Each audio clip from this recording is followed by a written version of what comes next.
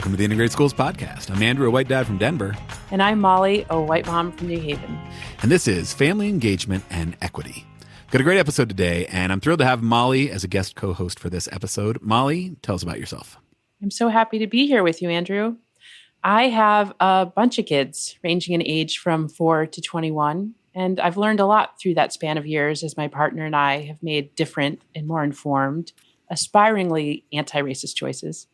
Having older kids, they can talk and share clearly about their own school experiences and youth, and they know what's up. Right. My story of coming to integrated schools is the same as so many. A phone conversation with Courtney Mykytyn led to a friendship, led me to this great community and you. Yeah. Well, we're very fortunate to have you. You're an integral part of integrated schools, and I'm thrilled to be able to introduce you to our audience. And this episode today really came about because you came across the work of Dr. Ann Ishimaru, and it really resonated, right? Yeah, that's right. Dr. Ann Ishimaru is a professor at the University of Washington in Seattle. And I first came across her work a couple of years ago when I was really trying to think about how to participate in a parent and guardian community with a better understanding of how family engagement is usually considered in schools. Right. There were patterns I was seeing at one of my kids' school that were so entrenched, yet so many in the family community wished it was different. And I was lucky to see that she had an upcoming book, Just Schools, Building Equitable Collaborations with Family and Communities, which I pre-ordered and totally waited for, like some fangirl. Totally. Her work is an important companion in how we think and talk about showing up and interacting with schools. Yeah. I was not familiar with her work until you brought her to my attention, and I'm really glad you did. Her focus on, improving educational leadership is great, but I think what makes her somewhat unique, at least from other things I've seen out there, is just her focus on both the formal structures within a school system and then, maybe even more importantly, the more informal family community forms of leadership. Yeah. Dr. Ishimaru seems to really believe deeply that building family, student, and community leadership and power in schools, particularly for communities that have been historically marginalized in education, is the only way to achieve real equity. And her book puts into focus how our consideration for what's best for our children in the abstract is really different when we're in community with others.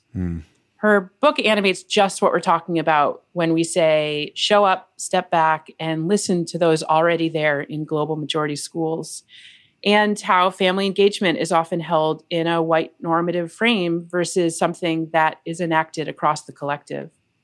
Yeah. The power and the expertise that exists in communities and the ways of elevating that and of building systems that recognize that is so important to this work. And I think, as folks with privilege, it's on us to understand and to recognize that expertise as well. Yeah. And I love that she talks about privilege and whiteness and where they overlap and where they don't. We've been thinking a lot about the and or privileged piece of white and or privileged. And I'm grateful for Dr. Ishimaru addressing that in this conversation. Yeah, me too. But enough of us. Let's hear the conversation.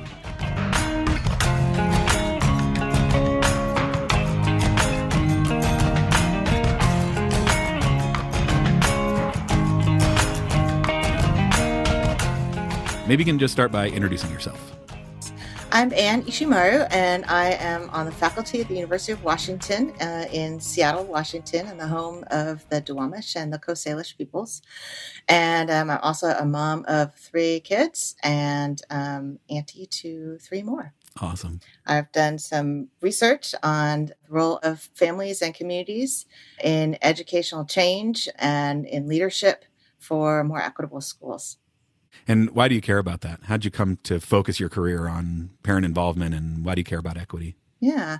A lot of it comes from my own experiences growing up, learning from my own family and community about the deep histories of injustice in this country, in particular from the experiences of our community as Japanese Americans. So my father was born in an incarceration camp in Poston, Arizona, which is on the Colorado River Indian Reservation. So from a very young age, my family taught me about both the injustices in this country and also the power of resistance and the power of education, both inside of school and outside of school, to make the world a better place. And so there was a kind of disjuncture for me as I began my own career as a teacher, as a community leader, about the ways in which our formal school systems treated parents and families and the knowledge that they brought to the table. And so I really began to question how schools engage with families, especially families of color,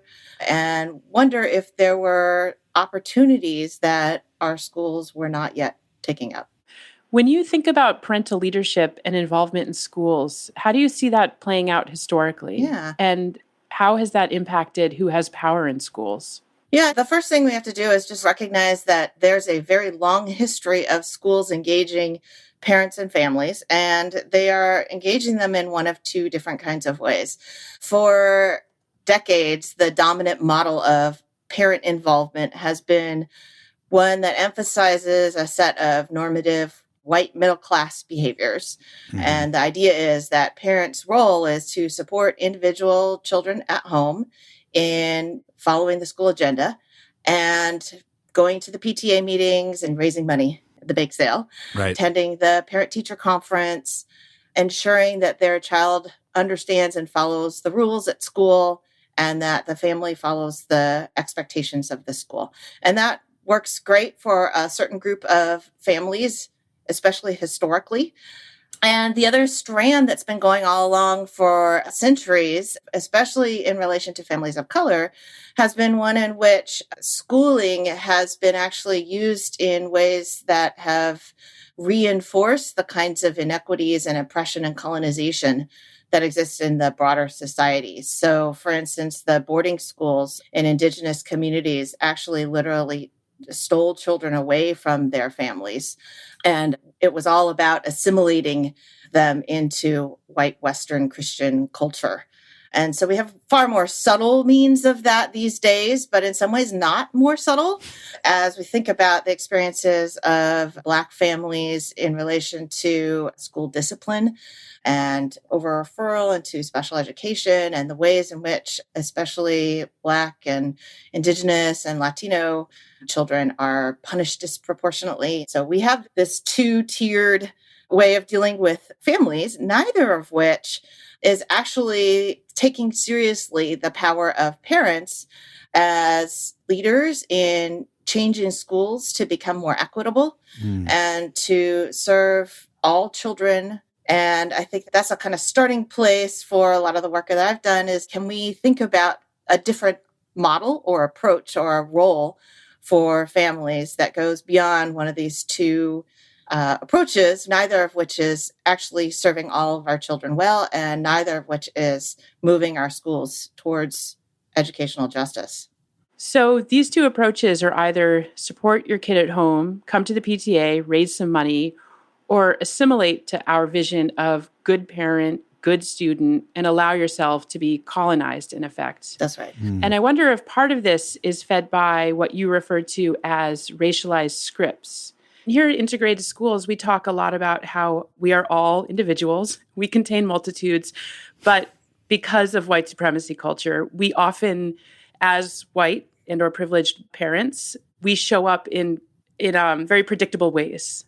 And so I was particularly interested in your racialized institutional scripts. Could you talk a little bit about that, and not just the scripts of white parents? So one of the things that theorists in organizational behavior and institutional theory have begun to recognize is that we have a set of scripts or unspoken things that seem normal or acceptable or common sense to us in the ways that we interact with each other. And those dynamics in schools are very specific. So we have a certain set of expectations about what a teacher is supposed to be and do and how we interact with the teacher. We have a certain set of expectations about what a principal is and how parents are supposed to behave in a school. And one of the things that drawing on critical race theory and other theories that brought together this idea is like, actually, yes, there are particular roles and expectations of parents, but they are racialized roles and expectations.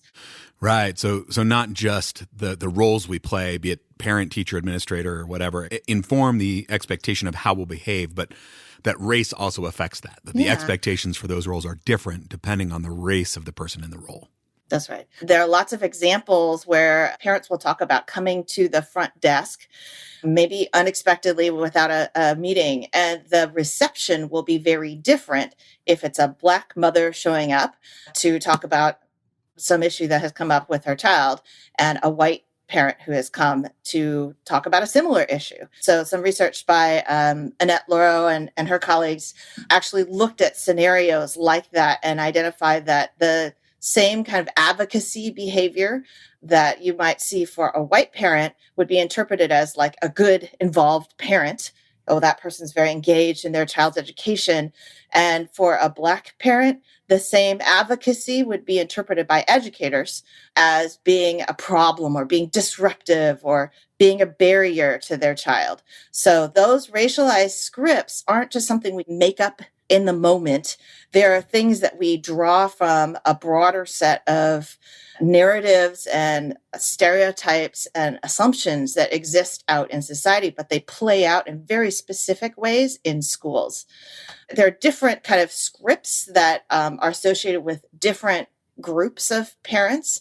So especially for Latinx parents, there's a very deficit-based racialized script about them not caring. Right. So they didn't show up to the XYZ parent-teacher conference or the math night or whatever it is. And so rather than thinking through what are all the different possibilities for why those parents weren't, maybe it was because it wasn't in English, maybe it was during a work time. Did you translate the flyer? All those kinds of things. Yeah. The easiest thing, the racialized script that all of us have been socialized to think of first is it's like a not caring kind of script associated, like, oh, that culture doesn't care or something like that. Value education. That's right. Yeah. So I think that we often think that we're acting just off of our own thinking, my own individual thought process, and are not as aware that there are these invisible scripts that are running in the background that make certain things seem logical or common sense without our conscious intervention.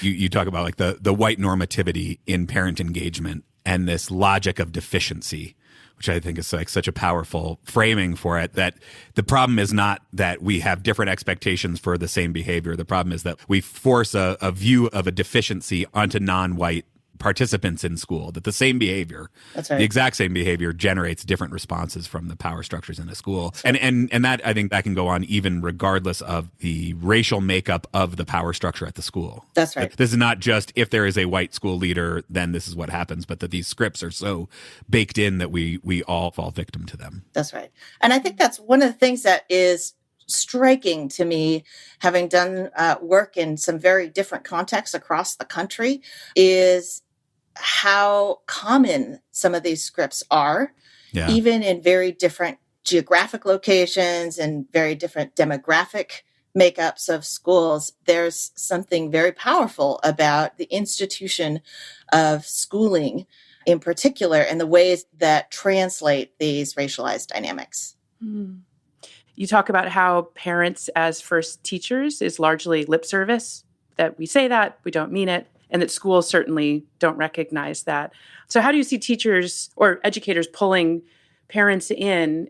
And likewise, how do you see parents showing up in those spaces? So I think that there's a dominant approach that I see a lot. And it's not to say that there aren't schools and educators who aren't trying. There are many who are trying. Mm-hmm. And I think one of the things in my book that I really tried to profile is here's a kind of conventional approach. And here are some examples of ways that folks are really pushing and trying to move on a different kind of path. So I think we have not as many examples as what it looks like to move on that path as we need.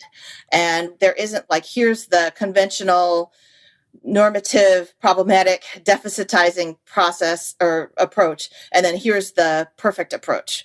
There's this journey that happens in between. And we never actually get to the perfect approach because there isn't a perfect approach. It's an ongoing process. Right. I think we see, especially right now in this moment, even as there are all these controversies around reopening schools, for example, there are a lot of surveys.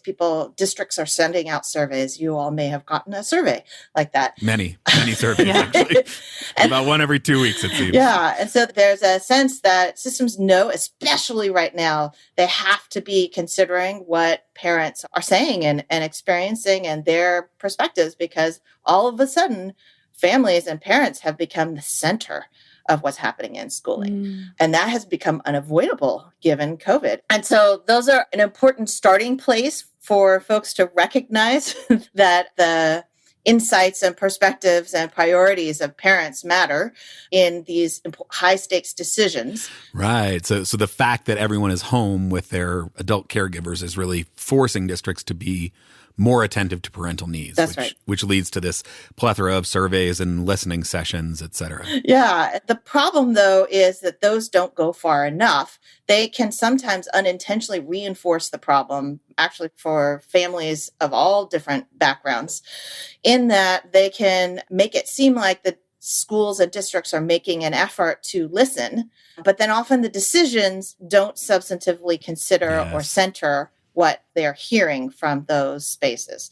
So on the one hand, you've got that dynamic that's running across all parents and a sense of like, why are you asking our opinion if you're not taking it into account in any real way when you're making decisions? Right. And then on the other hand, you've got a dynamic with these surveys, especially where the responses are very predictable in terms of who responds to these surveys. Yeah. They tend to privilege the folks who are already very centered in the conversations about schools. It tends to privilege people who speak English, who have technology, because they tend to send them out via email. Right. So then there's ways in which the kind of default approaches to getting parent voice can actually recenter the privileged voices. So you've got that kind of dynamic going on. Those are the standard approaches, but in your book, you highlight a lot of the places where people are trying to really do things differently. That's right. Could you talk about some of those?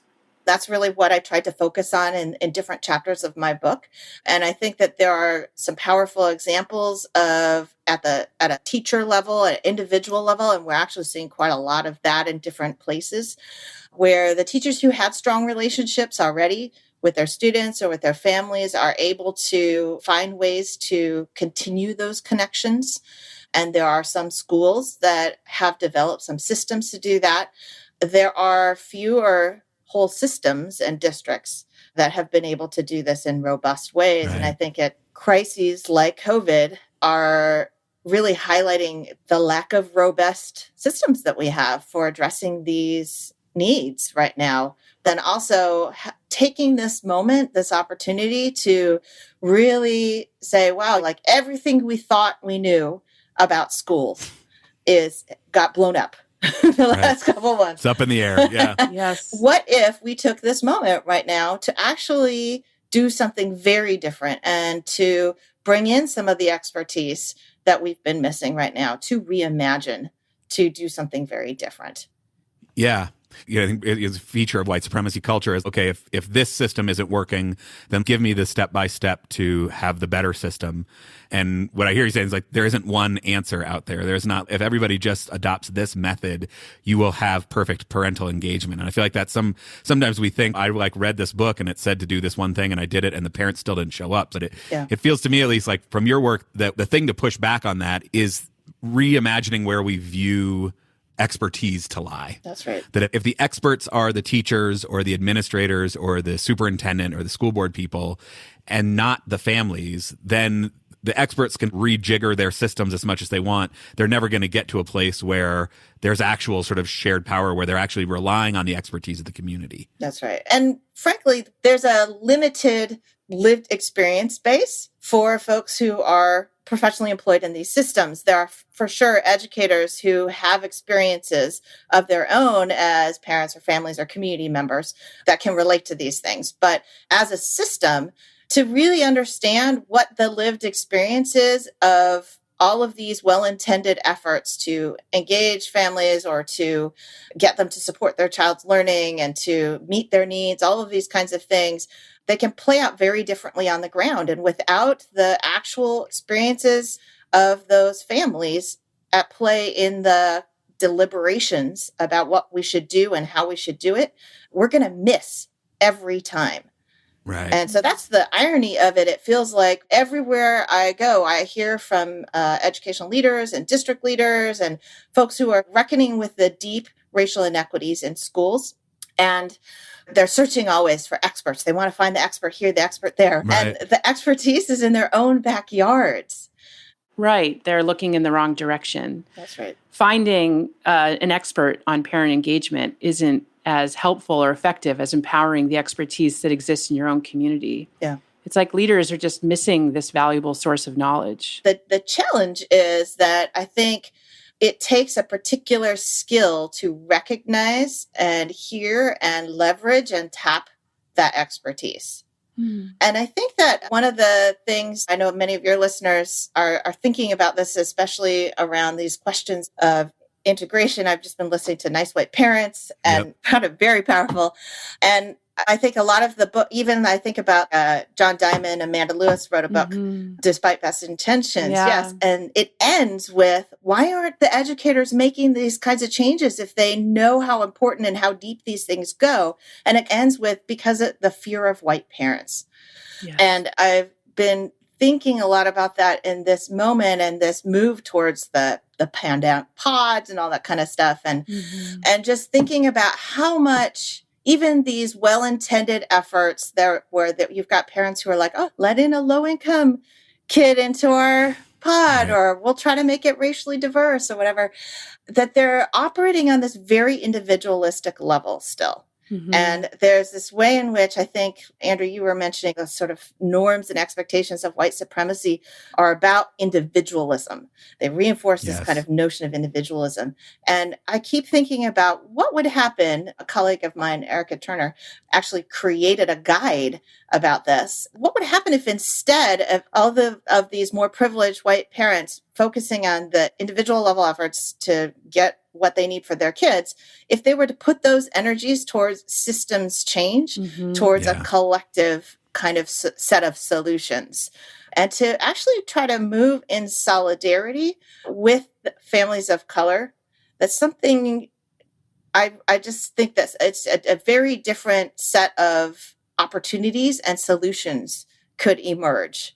But there's a way in which, again, with those kind of racialized scripts, that feels like the logical thing to do. Just figure out and spend my energy on what has to happen with my own kid. And I totally get that as a parent of 3 kids in school. Totally get that. And trying to think about how do our individual actions. I've just been reading Ramadi G. Kelly, who's a historian at UCLA, who does some really powerful work. And he points out that there's that logic, that neoliberal logic, makes folks think about their individual actions and expressions as the only thing they're accountable for, not their group's actions, not a recognition of how their behaviors and actions are actually part of a group. So when you got this large group of folks who have systemic power, who are all doing this individual thing, it has this collective impact on the system as a whole. And what would happen if we put that energy and focus on the systems change instead? Yeah. And I think about how when you talk about things happening on such an individual level and people thinking so small and only about their children, how many large hurts are going on small personal levels. So when a parent only thinks about their own child and their own situation and then wants to invite a parent of color in or their child into that space, this sort of establishment of relationship in the moment that things should be opened up and some new thing formalized, we're actually just specifically telling people in our community that, oh yes, no, we do in fact tokenize them. Right. And so I just think about, we can think of that so easily and how that is just happening everywhere right now. Yes. Those one little thing that's just feels like this one individual thing, that is what is systematized. This is, That's right. we talked about it a bit with JPB Gerald, like the system is us. We are the system. Like, our choices are what makes up the system. And we say, the system's broken, so I'm just going to look out for myself. But everybody making that decision is why the system feels broken sometimes. That's right. Yeah. That, and there are broader efforts that are being undertaken in some places. But because we all have a limited amount of energy and focus and voice and leverage, if it's all going towards that and we're all limited, then it's not going towards these other kinds of changes. So, for example, because one of the huge dynamics, I know that you all talk about this too, is just the segregation in terms of where people live, how much that dictates who we go to school with and who our social circles are with. There's a district that's trying to think about how could we disrupt that in this moment, because we're all online anyway. Can we do something to develop relationships between kids in different spaces and places? Are there ways that we can construct classes where kids from different parts of the district might actually be able to be in class together? Maybe we could have older kids doing something with younger kids and get creative in a way that we haven't been able to before. Yeah. You just mentioned like older students perhaps having some roles with younger students. And in your book, you talk about youth-led leadership and how we could really reimagine and harness the expertise that youth have. That's right. Could you talk a little bit about ways that you see that, or that you vision that happening more? Yeah, I think it's happening all over the place right now. There are broader discourses of learning loss and disengagement of youth right now, especially those who are impacted by educational injustice already.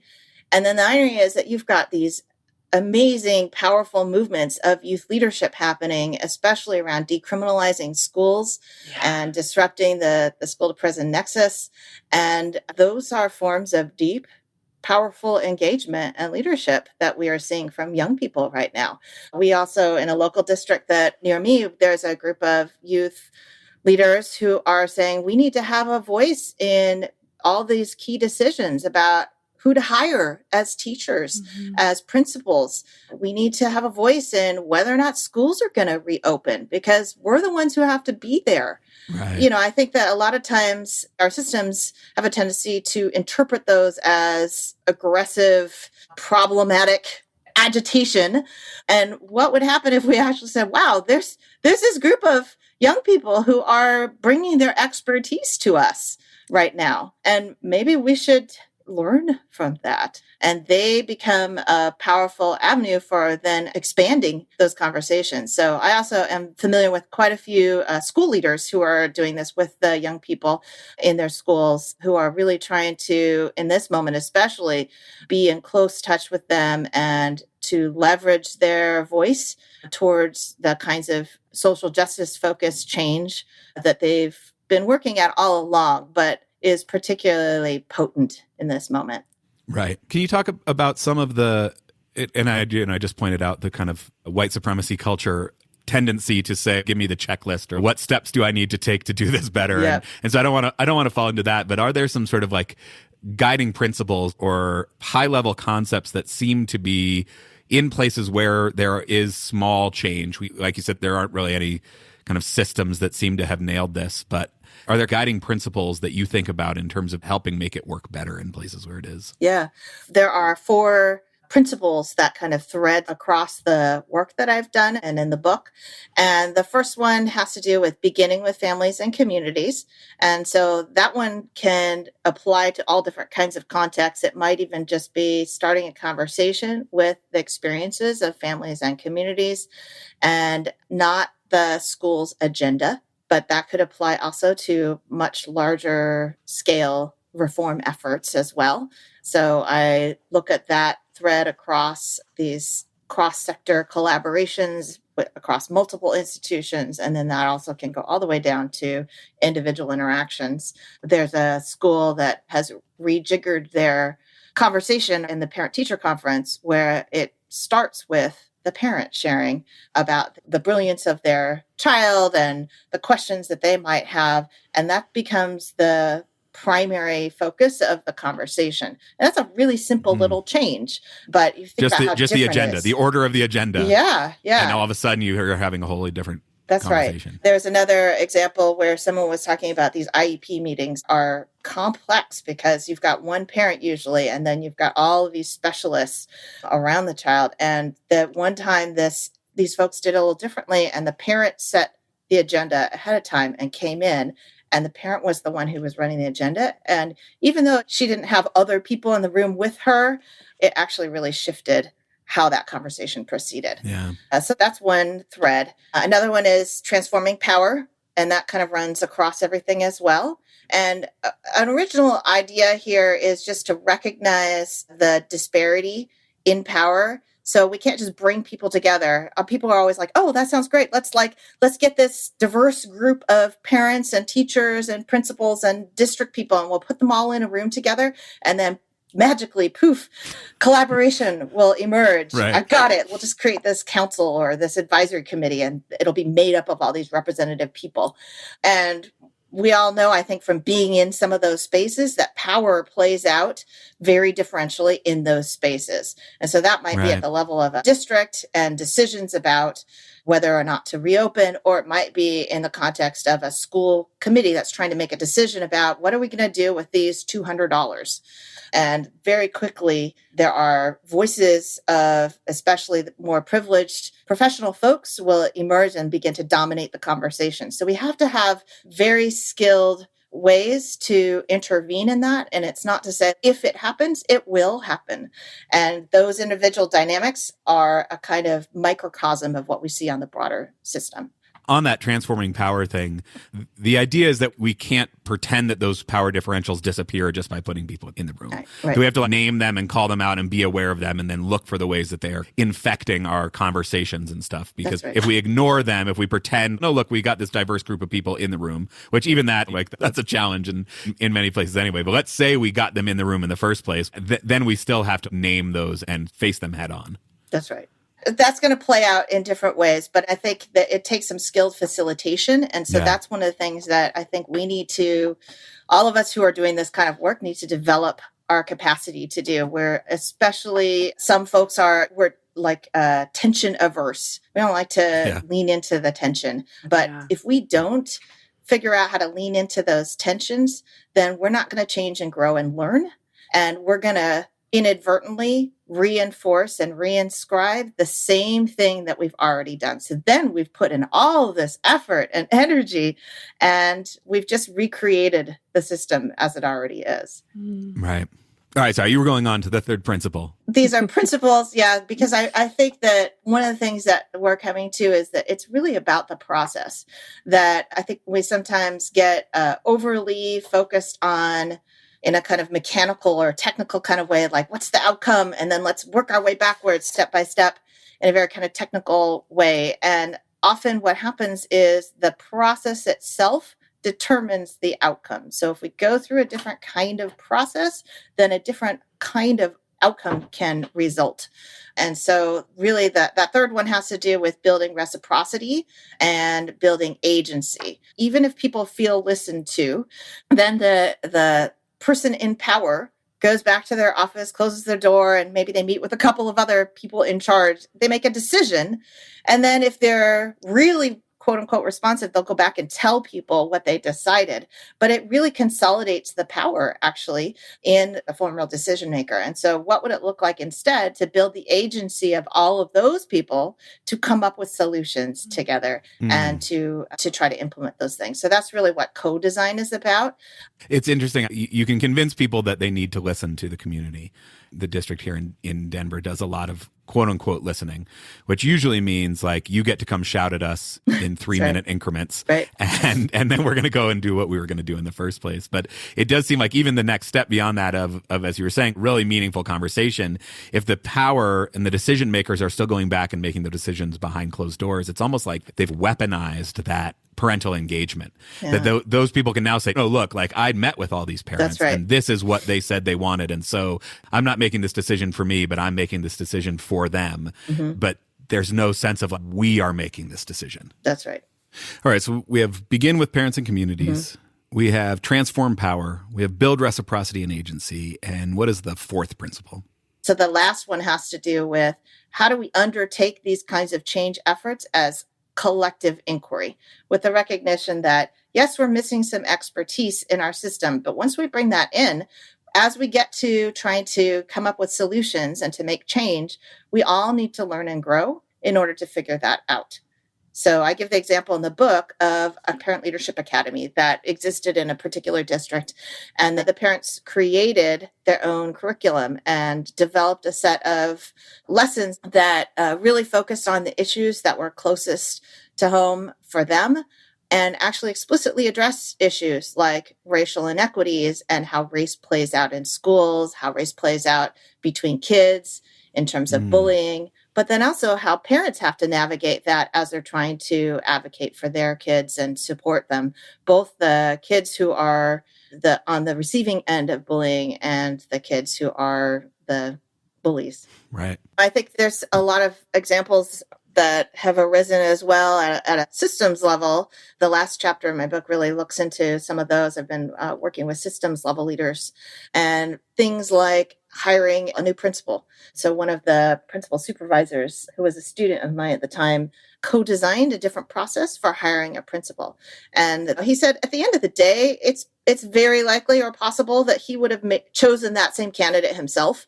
But the process of going through and having parents and teachers and the students themselves go through a deliberation built a kind of agency that didn't exist before, because they actually did get to make that decision. And it, for some parents, actually repaired some of the damaged trust from the kinds of dynamics that you were just talking about. So what I say now to folks is that often the tendency is to think about, oh, where can we do something where we could engage parents and co-design? And my response is always like, where are you making a decision that matters to children and families right now? Because that's where it should be. That's where we need to be engaging in these kinds of processes. And not like a token, okay, we're going to get a new drinking fountain. Let's let the parents decide where to put it. But that's right. Anything that actually matters for kids is where that is meaningful to parents and kids. I think that we do have actually a robust way of practice of saying, oh, the parents are going to put on a multicultural night. Let's let them decide which cultures. Yeah, which cultures and what food to bring.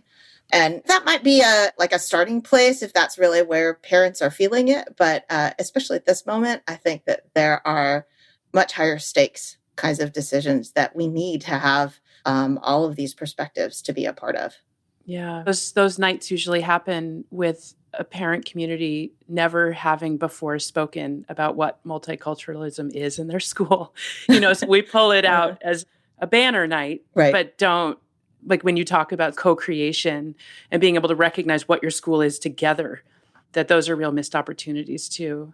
I think we see, unfortunately, a lot of those kinds of dynamics. And here's the tension is, especially in schools that are predominantly white and don't have as many kids of color or Black kids, especially in this moment, then the emotional labor and the expectation that they're going to be the ones to make things happen is often what happens. And I think that it's important to just name like the flip side of recognizing expertise. It doesn't mean that it's now suddenly their unpaid job to educate and facilitate and coordinate all of the work that's going to happen to address these issues. And so that's a tension I see in a lot of schools.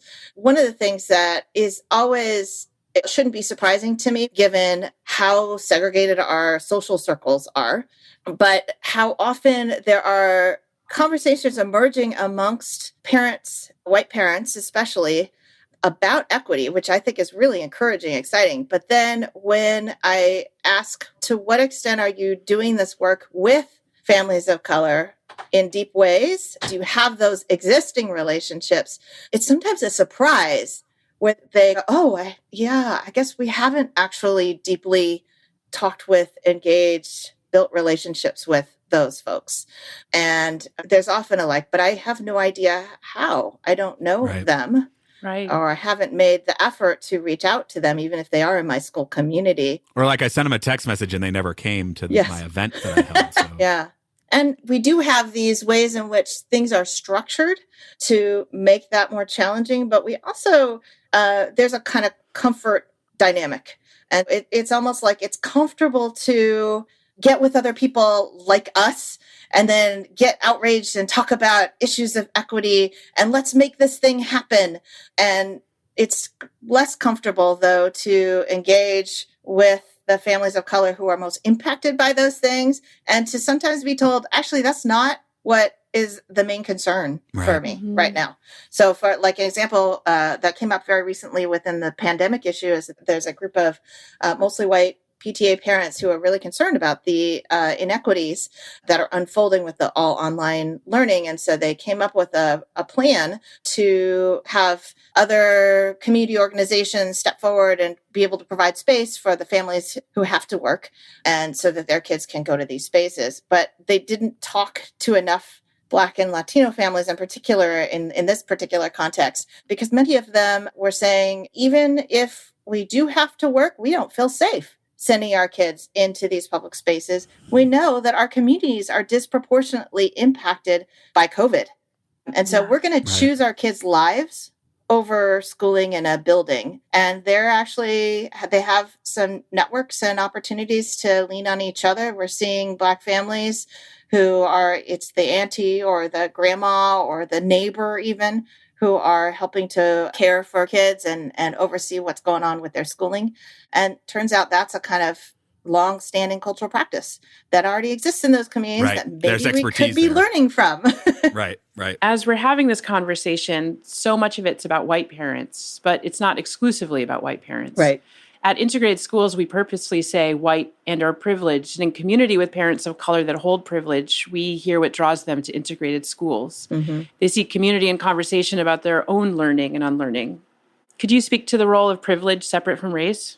Yeah, I appreciate that you're naming that. Race is never the only thing. We know that it intersects with other kinds of oppressive dynamics, and those are maybe distinct given different kinds of communities. So in the Black community, class is a big issue, and you can see that playing out a lot of times in these contexts. So there are certainly commonalities that Black families experience in relation to how schools treat them. But there's actually been a good line of study to examine how middle-class Black families mobilize their social capital in ways that are different and often more effective than working-class Black families. And so there are sometimes divides that we also have to acknowledge and name and lean into within communities. Within the Asian American community, there are some huge divides that we have to reckon with. On the one hand, there are dynamics of anti-Blackness that exist in Asian communities across the board. On the other hand, there are very different Asian Americans within that diaspora, and the experiences with schools vary dramatically within those groups. So you've got East Asian Americans and South Asians, and then there's a very different kind of experience from Southeast Asians, for example. On the other hand, you also have a dynamic of newer immigrants versus folks who have been here longer. And you've got a dynamic, especially amongst many new immigrants from countries like China, where the parents are very much taking up the mantle of meritocracy. Colleagues of mine call it the sort of margin of advantage of trying to ensure that they not just secure what's best for their child, but what's always like better than for other kids. And I think that's a dynamic that we have to reckon with, that is racialized, but it's also shaped by these dynamics of class and by language, citizenship status, and all of those kinds of things. It can for sure cross racial lines because we have these other intersecting lines of oppression. Yeah. So I think that those are things that we actually have to be very frank about and recognize, especially as more privileged parents of color, and I'll include myself in that, the ways in which we are navigating these challenging spaces as well, and trying to use our energy and our resources and focus in ways that are, yes, naming the dynamics that we're experiencing, but also recognizing the privilege that we have amidst that, and trying to seek out and center the voices and priorities of the folks who are most impacted by these injustices. Yeah. It seems like one of the things that you keep coming back to as a way to push back against all of these things is this idea of solidarity. So the idea of being in community, of working together. Can you just talk about like, what's the power in solidarity? How do you view solidarity? What is it? And why is it a powerful antidote to some of these things? The scholar Derek Bell talks about this idea of interest convergence, and his theory, it's very much a way to understand how broad scale change in terms of racial justice advances have taken place and continue to take place. It's this notion that those advances will happen when it's in the interest of the more privileged community or group as well. So change will only happen for marginalized people when privileged people view it as being in our own self-interest, when our interests happen to converge with the interests of those more marginalized. Yeah, one of the things that a lot of us think about is interest the only way that we're going to make change, or that we're going to try to make change? And I think near the end of his career, Derek Bell was like, no, that shouldn't be the only way. He says that's a historical tool. We also have to reckon with racial realism, the fact that racism is dynamic and will continue and will keep changing no matter what we try. But at the same time, solidarity becomes, for me, a different way to think about that. We can actually not always make decisions that are just solely premised on self-interest, but that we have other ways of being and doing things and moving and deciding, how should I do something? And in the context of families, I talk about this, like sometimes with my young kids, I'm staying up really late at night because somebody's sick or in pain or something like that. And it's not, I don't stay up with them out of self-interest. The opposite. Yeah. Right. I am very self-interested in going to bed. Thank you. That's right. Exactly. Yeah. So it's out of love. And that's a context. We all understand that we're motivated to do something out of something other than self-interest, right? And I think love is something that a lot of folks are talking about in terms of the beloved community and some of the work that other folks have done there. And I really think about solidarity as another possibility that we might move, is to say, what does it mean because we desire a more just society and a more collective well-being of all of our communities? And what does it mean to actually then say, yes, we are different. We do need different things, and we are interdependent. So solidarity becomes a way to think about an alternative way to make change and to move and to be. That's beautiful. Thank you for coming on. Thank you for sharing. Thank you for all the work you're doing. And yeah, just really deeply grateful to you. Thank you. Thank you so much. Excellent. Thank you so much for having me.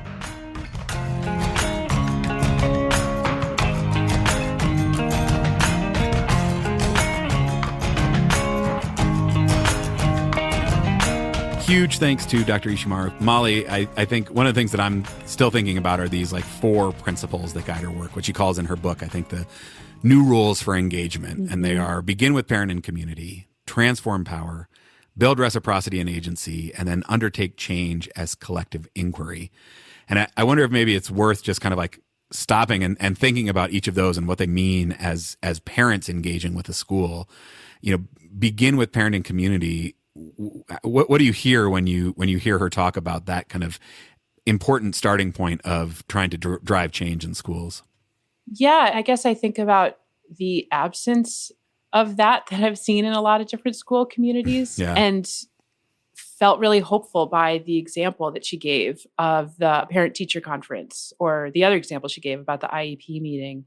There's a teacher in New Haven that had piloted this program about 10 years ago where the parent-teacher conferences were really led by the students, which I know is something that has taken off and people are doing more and more. But this was done so intentionally as to engender a real feeling of co-leadership when the parents came in.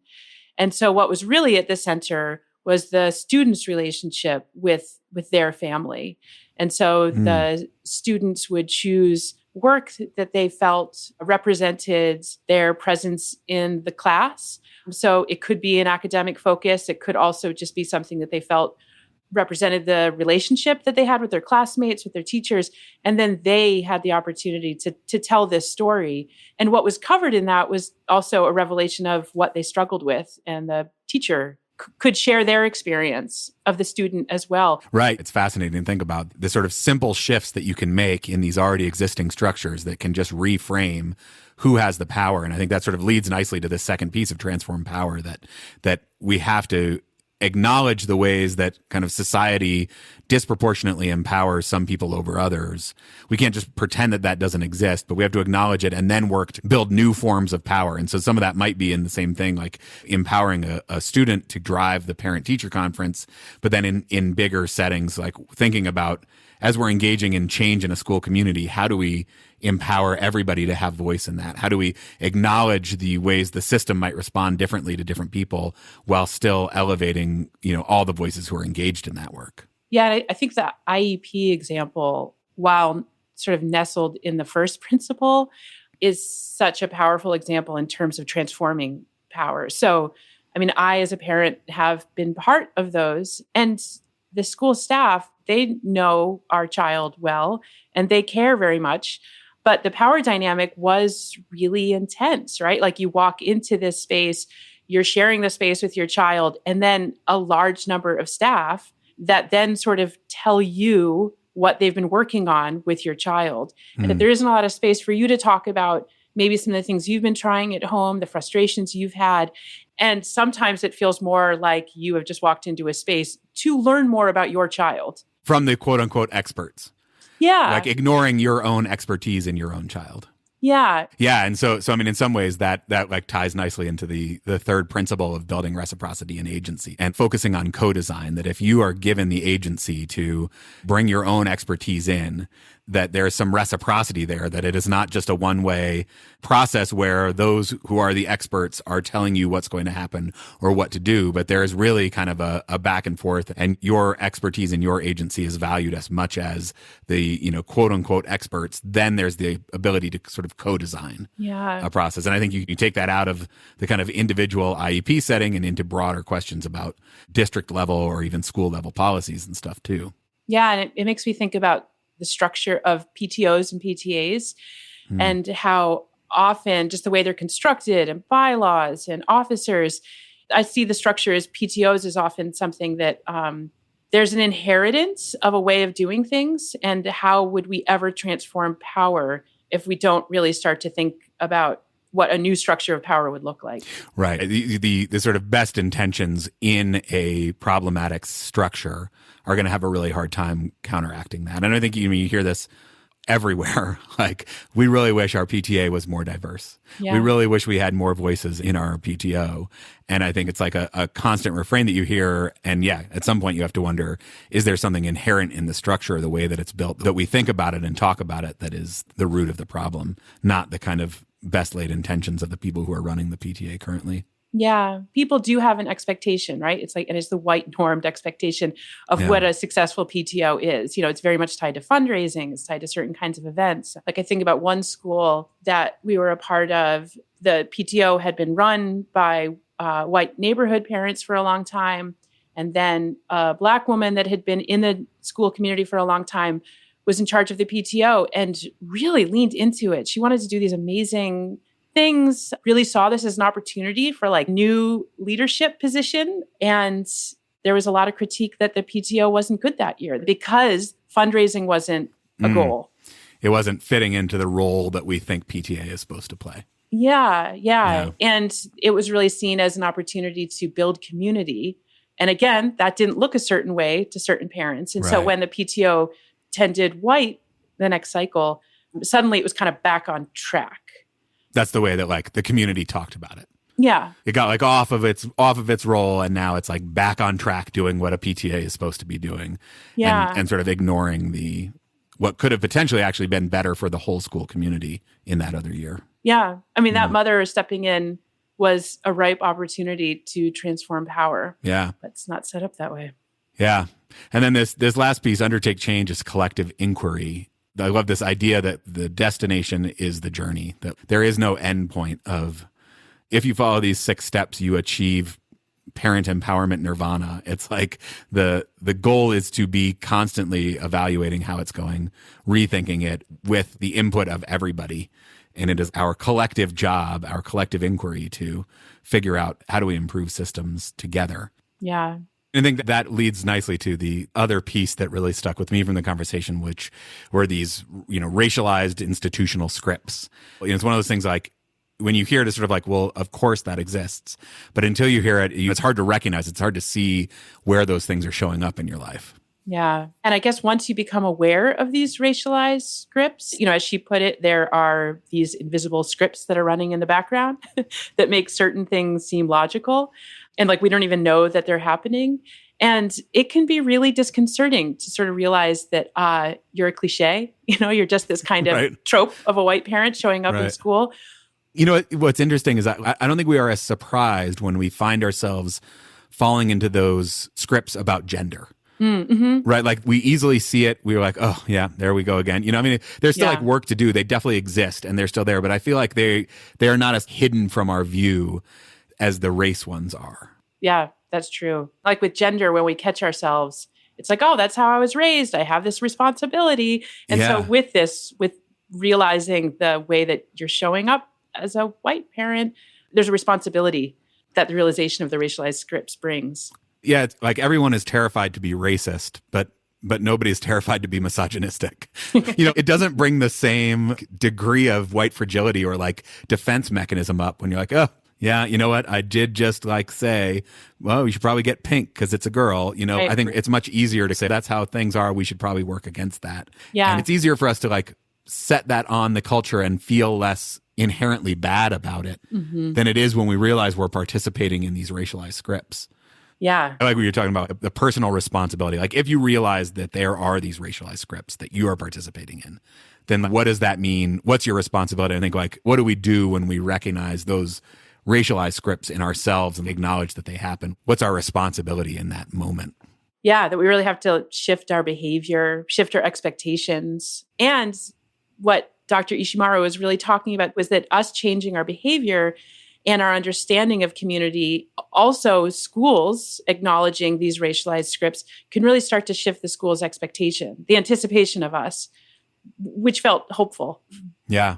If we can recognize the scripts, if we can disrupt the scripts for ourselves, for other people, that we can acknowledge the white normative framework that we use to think about parent engagement, we can look at this, what she calls like the logic of deficiency, and acknowledge it and then try to kind of disrupt it. Yeah, I mean, the only way towards system change, or as she puts it, a different set of opportunities and solutions, when we aren't in community with others and we make choices based on only our own experiences, and even worse, right? Like make decisions based on what we think others' experiences are, then we know what sorts of things are born and thrive when we aren't in solidarity, right? That's where saviorism quickly comes up. Right. Really just like further entrenched racism. And then as she talks about, vastly unequal outcomes for children, which is ultimately why this all matters a great deal. Right. If we are not in community, if we are not moving in solidarity, that, systems may change. Systems respond to, particularly to white and or privileged parents demanding change. Systems will change, but will they change for the better, and will they change for the benefit of all kids rather than just our own kids?